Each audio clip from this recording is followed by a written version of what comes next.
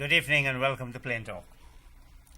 I told you last week we'll have a special guest. That person is a former Prime Minister of Guyana. In fact, he was Prime Minister from October 1992 to May 2015. Of course, I'm speaking about former Prime Minister Mr. Sam Hinds. Mr. Hinds, welcome to Plain Talk. Thank you very much, Chris. Now, you demitted office after the May 11, 2015 elections. Yes. What have you been doing since then? Well, I'm getting accustomed to being a citizen again and getting into our new home at Farm Republic on the Republic Road in East Bank, Demerara.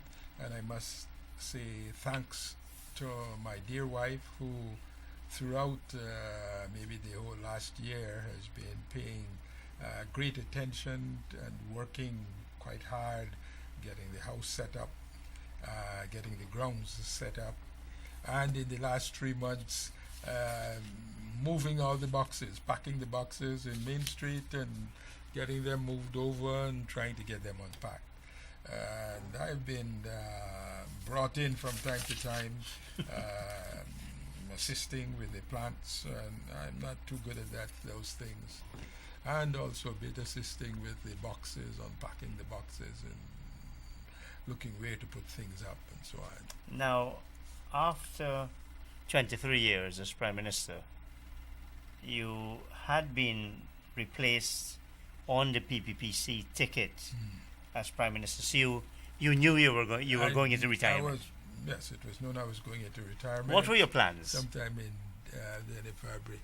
Well, I didn't have any plans. I think maybe I take things as they come, almost day by day. I think one can have a range of possibilities. One can imagine a range of possibilities, and see what comes by. Be alert to what comes by. We had a guy who came in from, I think it was Mauritius in the early days, who had made quite a good name in planning and development. And one of the things he used to say is that the future, anything more than 6 months is a fairy tale. So apparently his thing was to redo development programs like every 6 months. His plan is every 6 months. So those, I guess, I didn't have any specific plans there. Maybe a range of possibilities. Like what? Well, for one thing, maybe getting back somewhat a bit to the academic side. I can tell you one thing that I've done since, and which I did say I was going to do. I was going to sign myself up in a foundation course at that place, and I did a foundation course, 6 weeks in what? In computing, Using Windows. But when I read the kind of paper presentation, they said the typical person should have had 6 months to a year working in an office, so they become familiar with things, and they know the type, which I knew zero. I had a very good secretary, and I guess that's one of the problems of having a good secretary. I didn't need to do anything on the computer, and I didn't do anything, and to some extent time was always pressing. So I did that course and I think it was a good transition. I got up in the morning and got out there to a class, hour and a half, Monday to Friday every morning, 9:30 to 11 for about 6 weeks. Sat in the benches with some other young people from about I would say maybe 17 to 30 years old. So that was good. Now, usually when people associate with academia is one of the things. Yes. Politicians, especially in the US. Yes. In the UK, it's probably going to gardening, writing memoirs. Are we going to see you writing a memoir? I don't think so. I'm not so sure I have any memoirs that are that interesting or not known. I'm not really attracted to writing memoirs. I don't think I have anything. Did you keep a particularly diary? Interesting. No, I didn't. Essentially, my secretary kept an appointment. That's appointments. No, I meant a diary. Diary, I know, but that's the closest thing to a diary. And if I had to do any kind of recalling, that's probably what I'll go to. I do have them. She did put them all in a box, so I have my 23 years of appointment books essentially. But you were you also acted as president and for one a fairly extended period. Yes, I have been acting as president. Maybe they used to make a little laugh of it. I think maybe over 200 times, occasions. No, I meant that period. But I was also president from the time Comrade Mrs. Chetty passed away on the 6th of March 1997 on to when Mrs. Janet Jagan was sworn in as president, somewhere around, I think, 19th or so of December the same year. So that experience or that situation has made me a former president and eligible for the president's pension. Yeah, I wasn't going there. Now, I'm more concerned, Mr. Hinds, because you would have had lots of experiences, incidents, issues, challenging moments that your successors and citizens would have found interesting to read. From the inside, here is Sam Hinds speaking now his mind and putting it down on paper. I think I act more from general principles and as such incidents, particular incidents. I find I'm not good at recalling particular incidents. Recently, I was speaking on the Berbice Bridge along with engineer Joe Holder. I was speaking as engineer Sam Hinds on the Berbice Bridge to a meeting of GAPE, and I can tell you that Mr. Holder was recalling many things that, as he spoke to them, I recalled them, but I wouldn't have recalled them on my own. Yeah. I can tell you an interesting thing. We were taken to arbitration by a group, Texas Ohio Engineering, concerning Linden Power Company. Yes. And actually, I ended up spending 4 days. I spent half a day, like 4 days on the witness. Well, it was not a real court in that sense, but it had all the. And what did turn out is that I always wrote on every piece of paper that came my way. I wrote what I thought about it, my comments or my suggestions. And actually, what had happened in preparing for it, a gentleman had come down from our lawyers. Apparently, that's a practice where he comes, he goes through all the files, picks up everything that might be relevant, even distantly relevant, and he makes 2 copies, one for the opposing group and one for himself. And actually, going through that, it aided me greatly in recalling, because it had my handwriting, which I could recognize. Now, the May 15th elections, yes, the PPP manifesto, yes, 2015 manifesto, yes, was quite big on plans. yes, I thought the party was quite confident. yes. Why do you think the PPPC lost elections? Well, there's been many discussions about it, both a lot in the public and also amongst us. I think a number of things. One is certainly the issue of incumbency, having been an incumbent for so many years in government. We've had five parliaments, 5 successive victories. We were in office 5 times. That certainly was one thing, and that there are a number of challenges that flow from that. Mm-hmm. One certainly is that for all of your supporters, see, you may have said no, or you may not have satisfied. Every one of your supporters may have had an instance when his expectations were not satisfied. So you have a bit of that. Also, as Comrade Barrett allowed at one time, there is issues of curiosity. Human nature tends to be curious, and people tend to feel, let's see what the other guy is gonna do, might do. So there's a little bit of feeling like that, even amongst our own supporters, curious about what might happen. Another thing is that the supporters of the other group, I think, felt more and more, man, we're not getting a chance to show what we could do. And so that, I think, would have motivated them more and more. In fact, I think there was one letter looking through the paper that said, why doesn't the PPPC just doesn't stand down? I mean, let's see what the other guys can do. Let's see what they can do. Well, we've been seeing what they can do. But there is that. And then I would say, added to all of that, and I'm not so sure this issue of corruption and the allegations of corruption that were so widespread, to what extent they don't relate to all of those other things.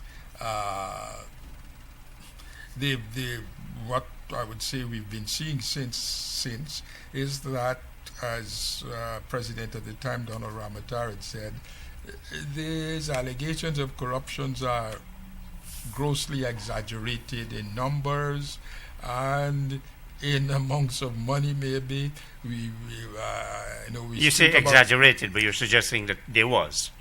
Well, there would have been some, and to say that means that is not to say they need to be proven. To say there probably was some over 23 years, yes, but they need to be proven. The other thing too is this: ideas of corruption were a lot of the perception and ideas of corruptions were, I think, flowed from a dissatisfaction with how things may turn out. For example, if we had, say, 10 roads to be built, and let us say you had 20 contractors, I think there's a feeling for people who are not deeply involved in such things that maybe if you have a fair system of evaluating and appraising, that maybe 10 of the contractors would get 111. Mm-hmm. But the thing is, it is maybe even more likely that if one contractor has a particularly better skill than the others, it is possible that he could win all That's that. true. And so that is not necessarily an issue, an example of thing. What has happened, I think, is this. There are various levels of our approach and evaluation of circumstances. And certainly, if we have a situation where a certain limited number of people are winning all the time, maybe there is a case could be made, which was not said, maybe put explicitly, is that maybe we should have a review at a higher level so that there is more and more even distribution of the winning of contracts, either across race, religion, region, or whatever. You know, in the U.S. there was the period of affirmative action. Yes. But affirmative action itself is discriminatory. And we had positive discrimination. Positive, but we had a period when the U.S. Supreme Court, maybe after the 60s and so on, were generally accepting what they call it again, positive action, affirmative action. Yes. But I think in the last 10 years or so, the courts have started to back away from affirmative action. So I think that there were other issues, there are issues and maybe valid issues in the society which people could not put explicitly or didn't understand or to put explicitly, which was also mixed up in this corruption issue. How could your group always be winning and this other group be winning? That is not an instance of corruption, but there is an instance to ask, how is this system working? Is it delivering what we want in our society and so on? But that's another issue. Yeah. The party PPPC has felt pretty active. Now, what's your role? Are you an elder statesman, active participant, or completely I think out of I'm it? more an elder statesman. Are you consulted by the party? I've been visiting, particularly because I was coming down for Georgetown and dropping in every day for that 6-week period, and I've been there. I don't think a week has passed by without me going by. And also, I'm still working with the groups in Berbice for the local government elections. So yes, I'm an elder statesman. I'm more in the role of an elder statesman. Let's get to some substantive issues. The country has found itself embroiled in a serious issue with its giant neighbor, Venezuela. Why did the PPP not resolve the Venezuelan claim in the 23 years it was in government? Because I don't think it was resolvable. Remember, it came up maybe even at the beginning of the 28 years of the PNC and administration. I don't think it is easily and readily resolvable. I know that during our time, in particular, a number of occasions, the late President Chavez has said that he was of the opinion that this Venezuela claim was largely fomented in the Cold War period, and as Guyana became independent, and as the USA and some other Western countries, Britain and maybe others, were concerned about Guyana becoming a beachhead for communism like Cuba was, both with Chedi in the first instance, if Chedi was to win independence, and then subsequently as Mr. Burnham seemed to be moving to more and more towards the east, identifying with developing countries and maybe Eastern Bloc countries, there was also that concern. You said your assessment is probably the reason why it was not resolved in the 23 years is because it's probably not resolvable. Well, our position is that 1899 was final. The final, yes. And I can tell you an interesting experience I had.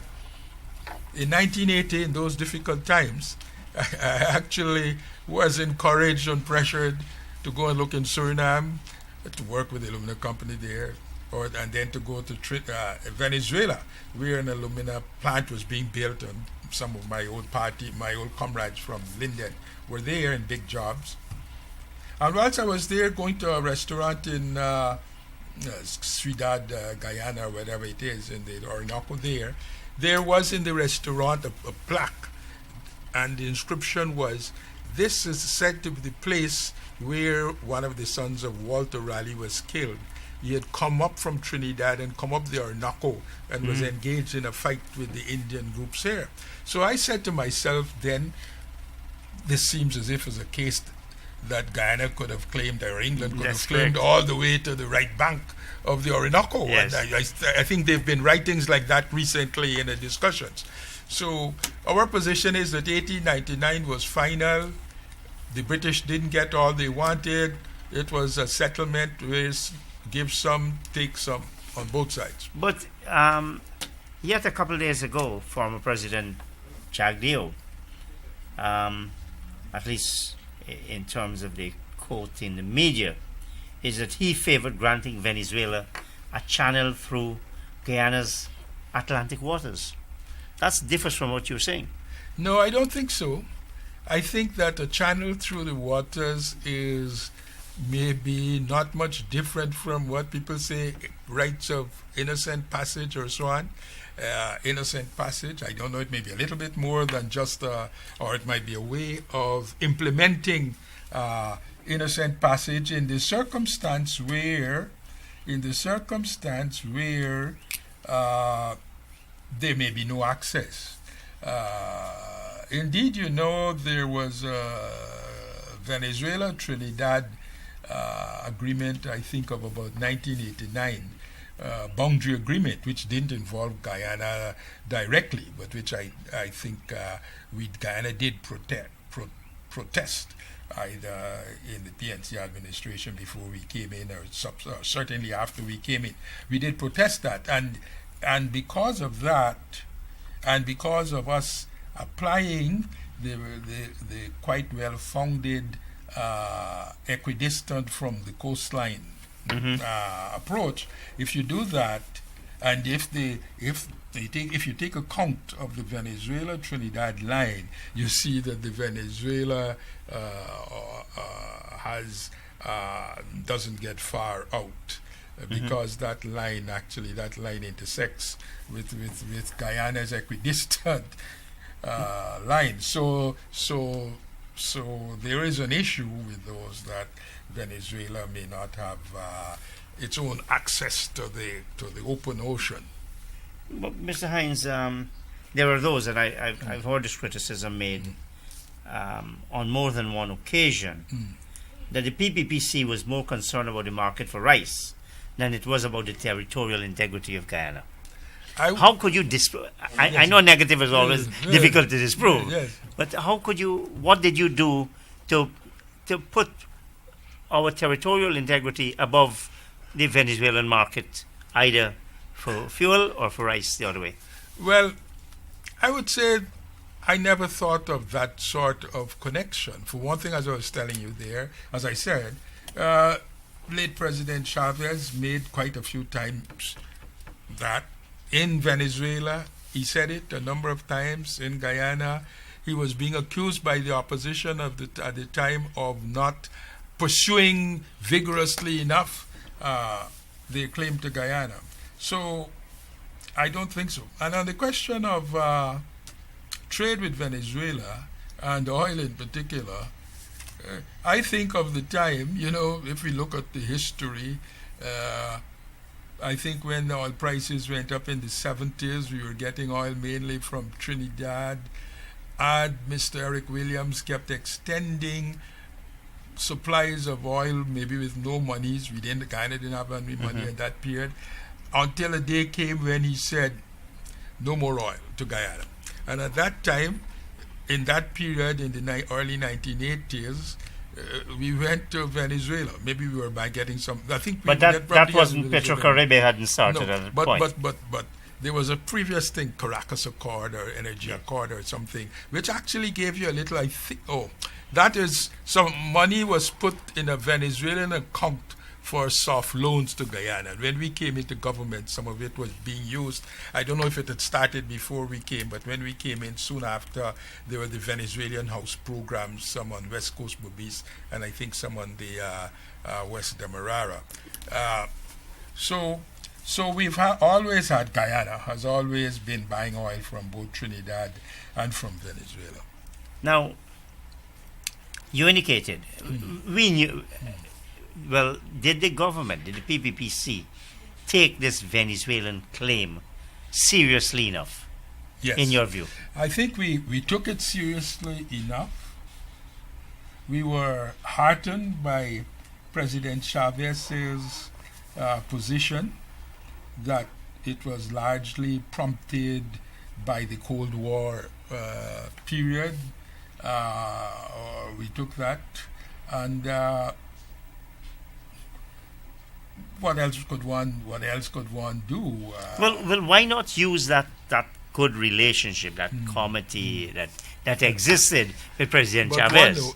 But one knows to bring him to a resolution. One knows, and one can read that he never at any time judged. It appears that he had enough political capital to write it off. Do you think the PPPC did enough to try to get an accord when it had that good relationship with President Chavez? Yes, I think we did. What would you say were your major initiatives?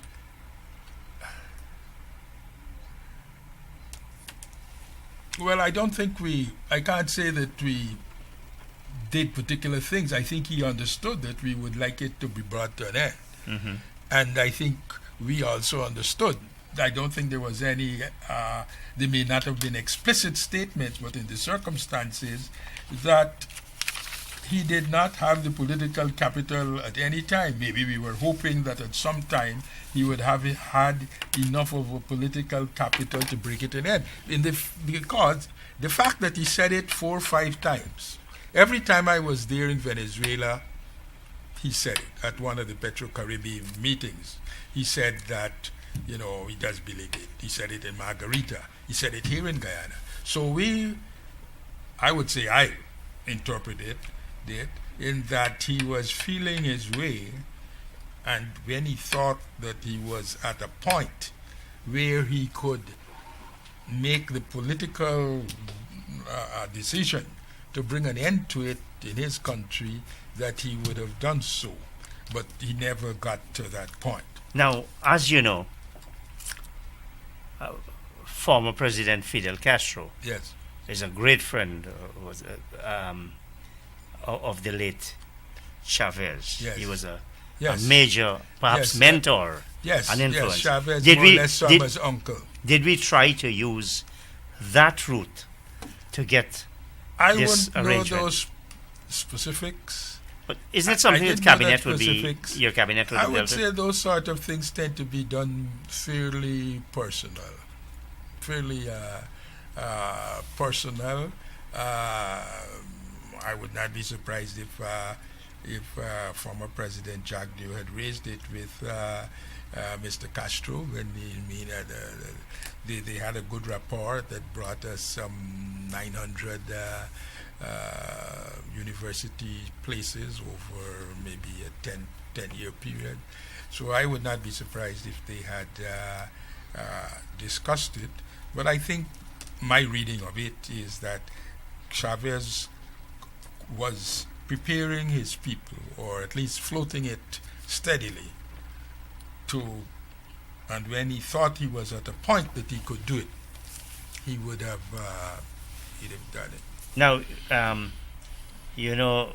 in the UK you call it Her Majesty's Loyal Opposition. Yes. Is that the role the PPPC would play in relation to the Venezuela issue, and indeed any other major threats? Yeah, I think we've said so. I think our leader of the opposition has said so, that we are solidly with the government and for Guyana, and we are maintaining that 1899 stands. We are maintaining that 1899 stands, and one shouldn't in any way take action. It's our feeling that even the Geneva Agreement might have brought into question, and then some people said some other things would have brought it into question.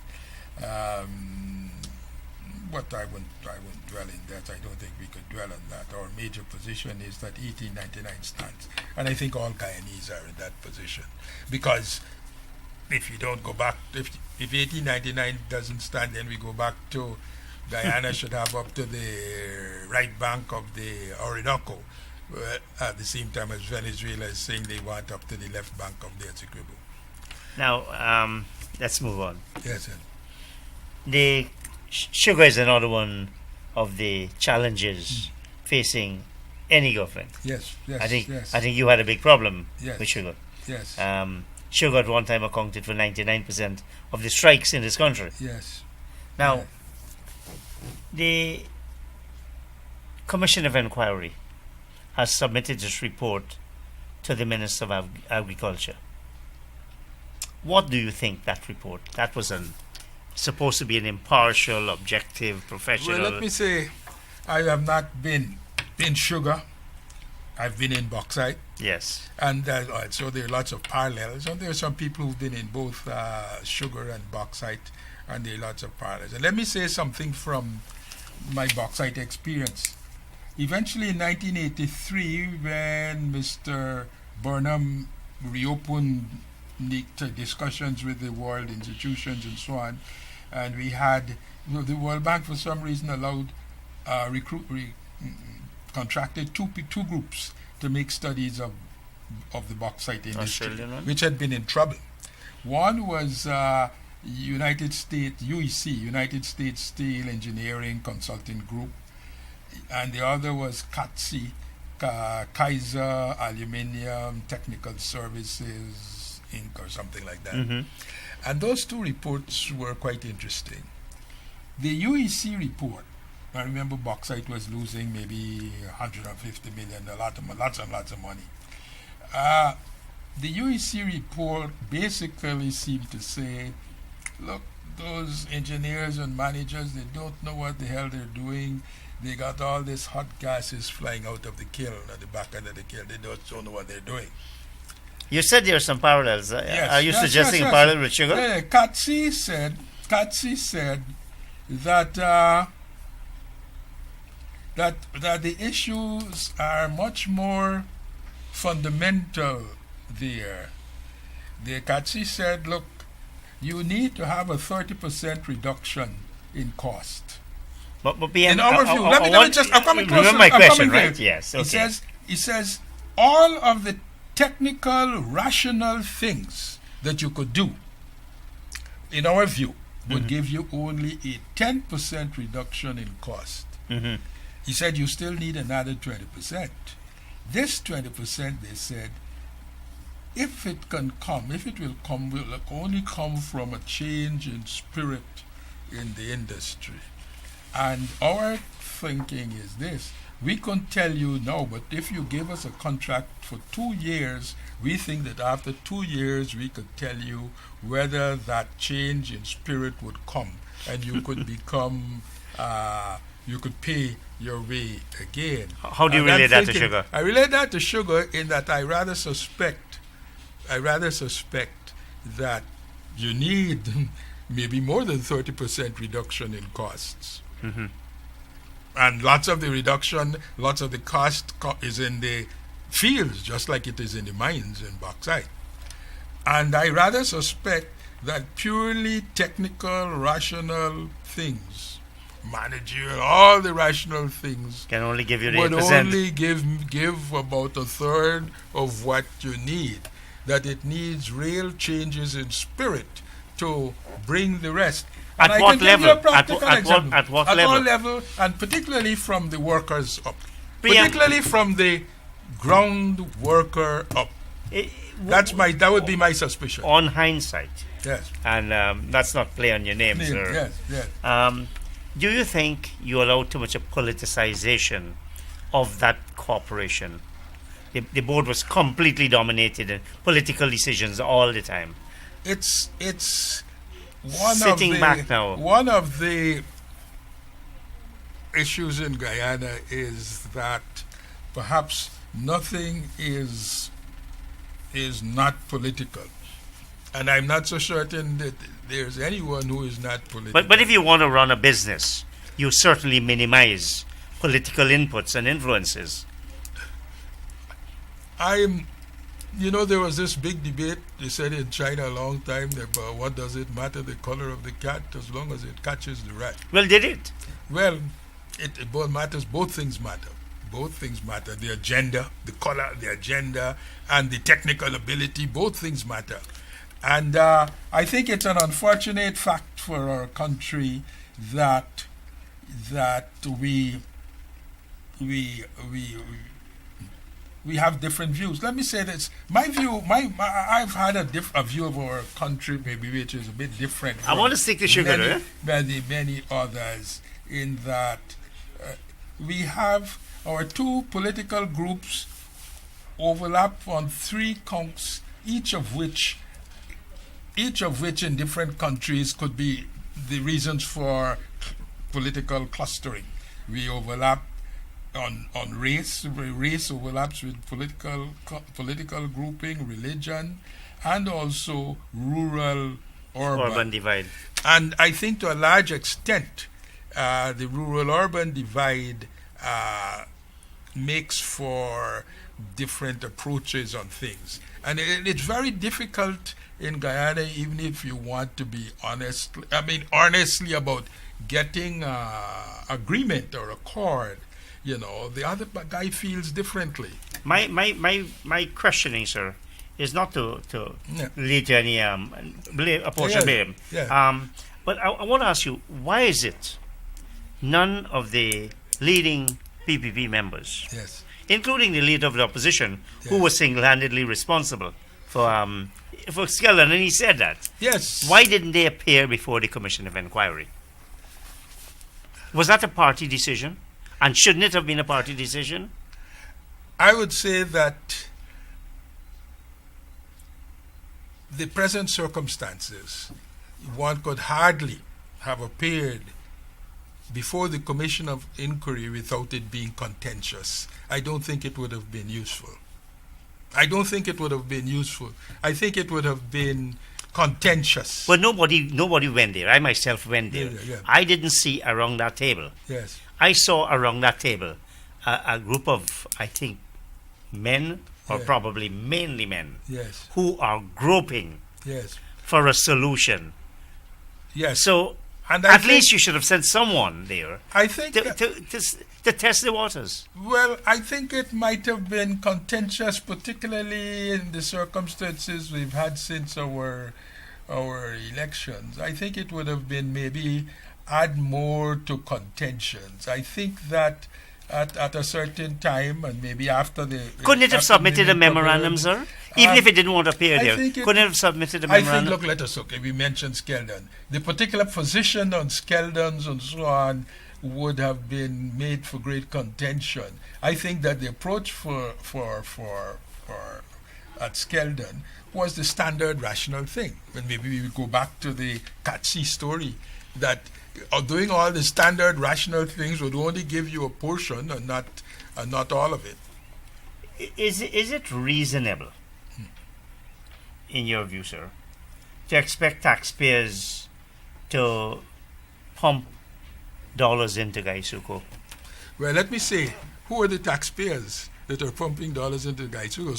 Some of the people who are pumping dollars into Gaisuko are on both sides of the fence. When you say which ones? They are also members of They're also members of Gaisuko. That's true, but they're also members of Gaisuko. I think that kind but of question. we're talking about the broad Yes. taxpayers' money going into an entity, Yes, an but- industry but let that me keeps losing money. Yes, but I think when we talk that question, we should recognize that every taxpayer in Guyana, in the work that he does, would have good times and bad times, and I think every taxpayer in Guyana would expect that he would have some bit of easing and leaning. You know, there's a tune about lean on me and I will lean on you and all so. And coming from bauxite that had been plainly losing money from 1976, and the records may say $400-500 million US, more of that has gone into the subsidy. And I was there, and I was worrying in the 80s whether I would be knocked off and have no job or whatever. So I have been there. So we've had that situation too. And even in our time, we continued. When we came in, we found a situation which had been entered into by the previous outgoing PNC administration, that MINPRAC, the World Bank recruited management, after 2 years or so would make a recommendation. If they could make it profitable, they would put it up for privatizing. Somebody would want to buy it. Mm-hmm. And if they couldn't make it profitable, it was to be closed down, and we were not to spend any cent more on bauxite. And in At that time, 94, Mr. Marr said, he don't see how it could be made profitable. At that time, you were on an IMF program. Yes, he said you don't know, and we fought. We fought with the IMF, and then we didn't, and we kept supporting it all the way through. But we kept on supporting now, it. So eventually, so the question on sugar cannot just be seen as a question of sugar. It must be a question on we as citizens and fellow countrymen and women here all together, and in our whatever we do. My family used to be makers of bull carts and donkey carts, and of course it went out in the 50s, and father made wooden vats also. In whatever we do, there's likelihood, there's a great possibility at some time that our particular pursuits would come into hard times, may become obsolete, come into hard times, and what amount of support? We certainly expect some amount of support. Okay, you drew a number of parallels with the bauxite industry. Your government, and you must have been very much part of that decision, eventually decided that it must be privatized. Would you object on a matter of principle that the same logic can drive the privatization of sugar. Now, let me say this. We didn't. I don't think we so decided that it must be privatized. But you accepted it. But an You accepted opportunity it. came You accepted along. it. An opportunity came And you along, decided. and we accepted the So, offers. Yes, so you yes. see that Yes, that yes. can happen with sugar. I wouldn't want to speak for the group as yet. I won't want to speak to the group. I think No, we always have. I'm asking Sam Hinds. Personally, okay, if you ask me personally, I would say yes, opportunities may come along that privatization would be one of the ways to go. Opportunities may come along, situations may come along. Let me say this. If you recall at the beginning, we said Guyana was not yet ready to privatize sugar. There were lots of unanswered questions. For example, the special prices we got. What do you call it again? The SPS, yes. Yeah, those special prices. Protocol. A question was raised whether this is owned by the sugar industry or the country. or the country as a whole. Those questions were not was not answered as yet. And also the Well, question, you had the opportunity to answer the about question. whether the land was that Gaisuko farmed, whether it was leased or Gaisuko owned private property, and all sorts of issues. But there are a number of serious issues. No, but that's had not, to be had to be. That's not a matter for debate. 76% of the land owned and cultivated by Gaisuko belongs to government. It's on lease. Yes. At a very favorable $1,000 per year per acre. I was asking you though, my first question, because so you've accepted it at Personally, yes. I would say that my position is that if the opportunities come along, yes. But how long can we, as you said, in bauxite you were told, look, at some point you have to stop. You have to Yes. close it down. At what point is that point reached? Okay, that's a good question, and I could tell you this. When we came into government, Mr. Lincoln Lewis used to organize every year with Kim Kisoon a session, a week or a couple of days on wither bauxite. Mm-hmm. And after about the third year, I said, look, my issue is no longer bauxite. My issue is to develop enough opportunities for our people so that any decision on bauxite could be a purely economic decision. And maybe it's the same thing for sugar. We need to diversify the economy to a point where sugar is less critical. As if you think of a drowning man, and if you're holding on to a straw, the worst thing you could tell him is, boy, you're holding on to a straw, you're going to still drown or something. You have to look for ways, So that's my position. I think that would be my major position, to diversify the economy and our activities so that we could make a more rational, less emotional, when we approach questions of sugar, it will be less emotional. On the question of But in the case of bauxite, we're still supporting basically the bauxite industry historically to the tune of $3 billion dollars a year. In the nature of electricity charge subsidies, which has come down from that. Historically has come down from that. Yes. Yeah. On the question of the Constitution, are you happy with the Guyana Constitution, the 1980 Constitution as amended? I would say that constitutions matter, people matter. People. PM, you're no longer, Mr. you're no longer a politician. Don't give a political answer. No, but I think it is true. The British say they don't have a constitution. They don't have a written constitution. And the other thing is this. No, but I'm asking about ours. To some extent, constitutions are related to history and to people's experiences. Except they're also living documents, so they speak to the present. Yes, and they should maybe. Do you? Evolve So I'm asking you: are you happy with the Constitution, the Guyana Constitution as it is? I would say that there are certainly challenges that people have pointed to in the Constitution, and I was a member of the GAPE when we had at St. George's That's School the Guyana Association of Professional Engineers. We had a presentation where the late Mr. Hughes, what's his name, Nigel's father, Clarence was providing presenting against the 1980 Constitution, and I think Hubert Jack, you may remember Hubert Yes, Jack. yes. He was presenting for the 1980 Constitution at the time, and that, as my memory is right, we met at St. George's primary school there. Yes, there's certainly issues with the 1980 Constitution, and they are, that one of the big things is that it keeps on the PR system, which was gone to, particularly to create the situation, a certain situation, to get the PPP out of office. But when you all got into office, you did nothing about it. Well, I would say this. PR has not really been on the agenda. It would have been, I think, questionable if we had advanced the issue of going back to constituency. People would have questioned, we want to get back, the PPP want to go back to the pre-1964 days. You see what they're doing there? They want to go back there. They want to entrench themselves in again. I'm pretty sure that would have been Well, we have crept back, if not in a major way. Putting in constituencies, the 25 constituencies and so on.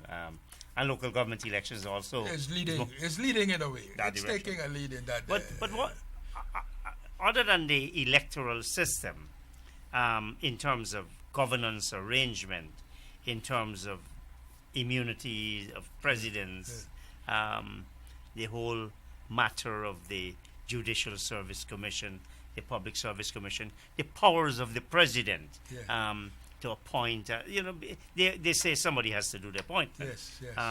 Are you happy with those features of our Constitution? I would say that what is my bigger challenge is the challenge of our people coming together. And I go back to say that it always struck me that we have been underestimating the challenge of coming together as one people. And we've been underestimating the challenge of developing the country. Well, So my view is, whatever constitution we have, if we could get over the other issues, it won't matter. It won't matter as much. And secondly, maybe it would be easier to come together and make the amendments to the Constitution. So my issue is maybe we, and one of the things I would say is this socializing. We still live in very different social groupings. So I would say this. You raised just now about going. I would say this. I still think that if you have a big job coming up in Guyana and you ask somebody to recommend somebody for the job, they recommend somebody they know. They socialize in the same social circle. Even if he's a devil they know. But we live in two social groupings still.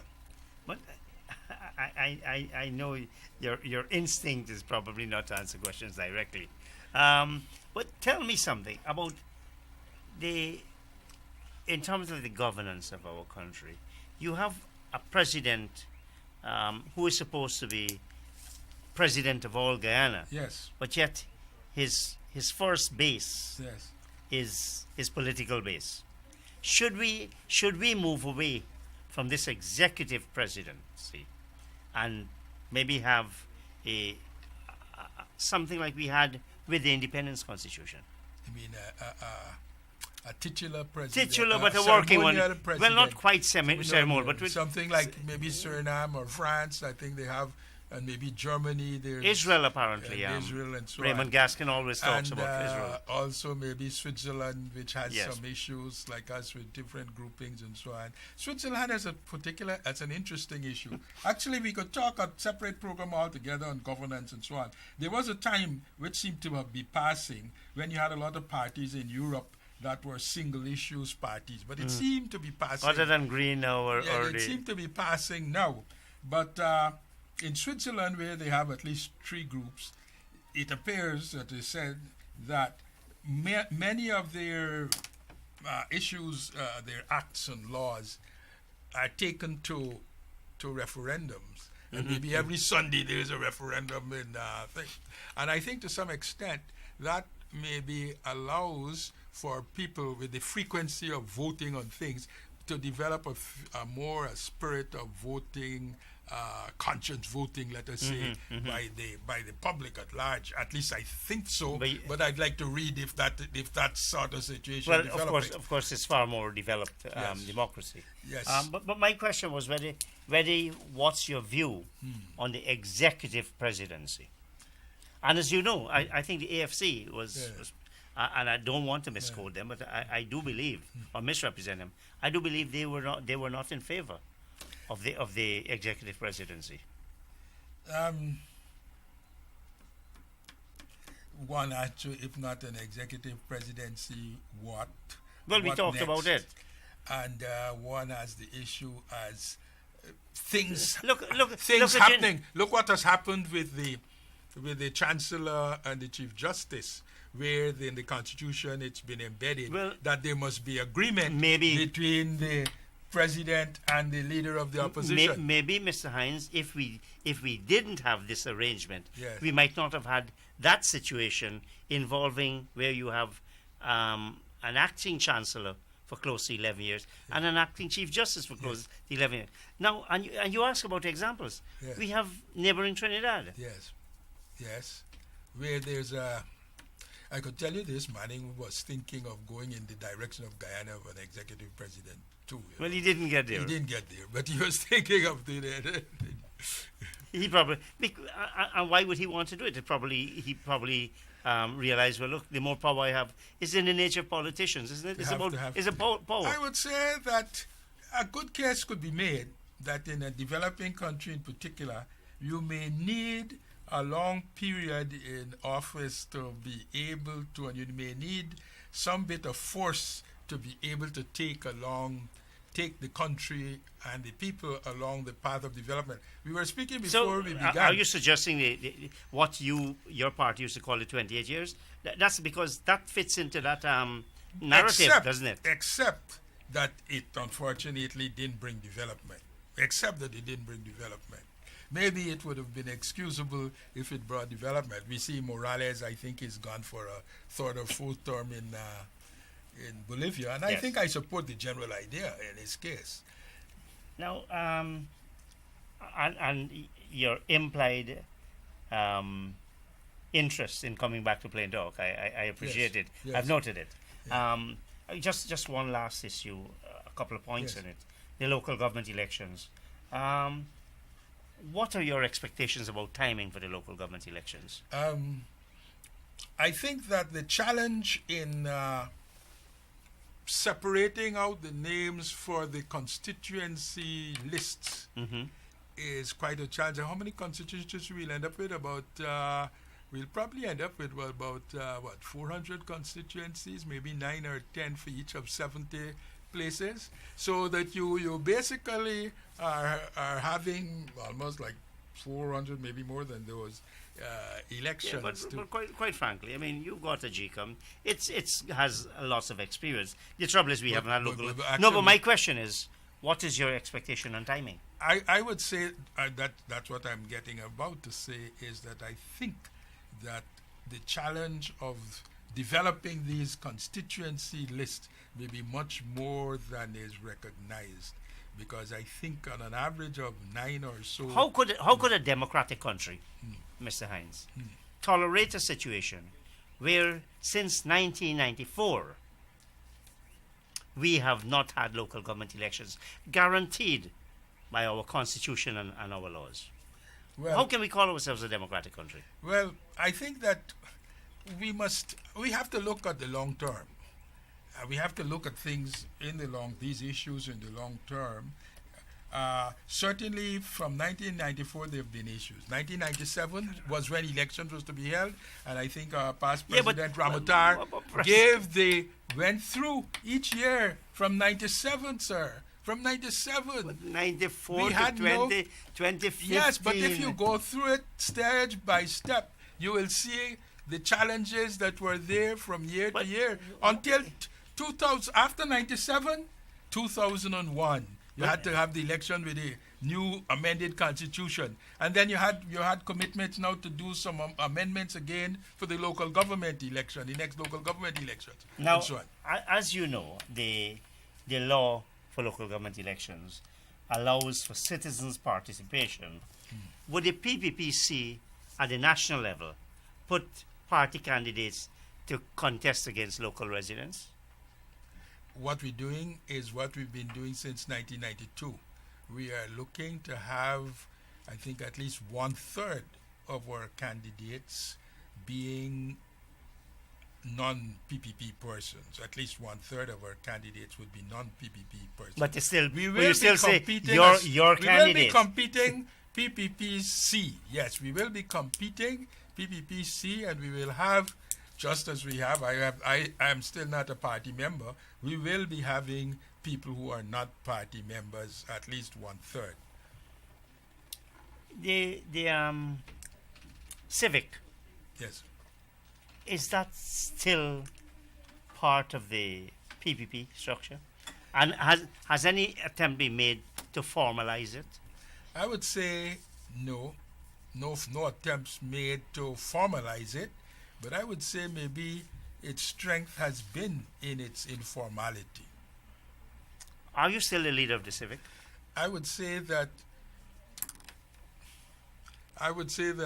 that we don't see it that way. I don't think I ever saw myself as leader of the civic. Well, Maybe I was first amongst many equals, but I don't think I was ever proclaimed. How strong? Proclaimed myself How as strong leader of the numerically? civic. And that's my final Yes. question. How strong numerically is the civic component of the PPPC now? Well, I would say this. I don't know how many is the list of card-carrying party members. I guess it's around somewhere. Numbers are around maybe even 20,000. And we have how many people voted for us for the last election? 201,000? 201,000. So that one can say amongst those, amongst 150,000, there's different degrees of civicness.